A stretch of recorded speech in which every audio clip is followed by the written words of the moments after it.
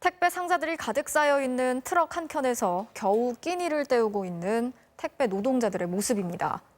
코로나의 설 연휴까지 겹치면서 밥 먹을 시간은 물론 숨 돌릴 틈 없이 일하는 택배 노동자들의 과로 문제를 해결하기 위한 대책이 한 달여간의 긴 협상 끝에 나왔습니다. 앞으로는 과로의 주 원인으로 지목된 택배 분류 작업을 택배 기사들이 하지 않아도 되고 심야 배송도 제한하기로 했습니다. 조영익 기자가 취재했습니다.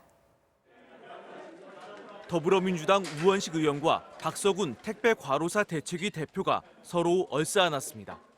노사정이 참여한 사회적 합의기구가 한 달여의 협상 끝에 택배 노동자의 과로를 막기 위한 1차 합의에 서명했습니다. 핵심 쟁점은 배송할 물건을 집화장에서 분류하는 작업을 누가 맡느냐였습니다. 분류 작업은 택배 노동자 과로사의 원인으로 지목되어 왔기 때문입니다.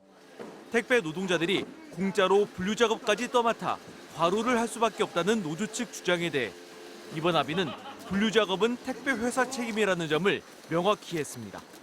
감격스럽게도 택배가 도입된 지 28년 동안 공짜 노동으로 일해왔던 분류 작업으로부터 택배 노동자들이 완전히 해방되고 앞으로는 택배 노동자들이 분류 업무를 안 해도 되고 택배사는 분류 작업 전담 인력을 따로 고용해야 합니다.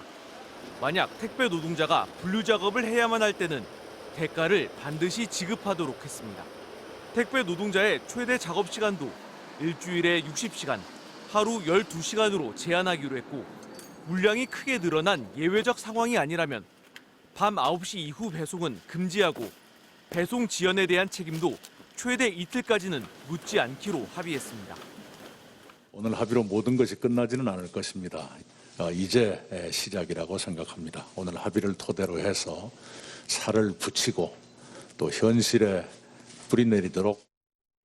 다만 택배 요금 현실 없이 작업 시간만 줄어들면 택배 노동자의 소득이 줄어드는 점을 고려해 택배 수수료가 인상되는 시점에 작업 시간도 줄이기로 했습니다. 노사정은 다음 달 17일부터 2차 사회적 논의를 시작해 택배 요금 현실화 문제를 다룹니다. 노동계는 이번 합의를 즉각 환영하며 설을 앞둔 택배 총파업 계획도 철회하기로 했습니다. MBC 뉴스 조영익입니다.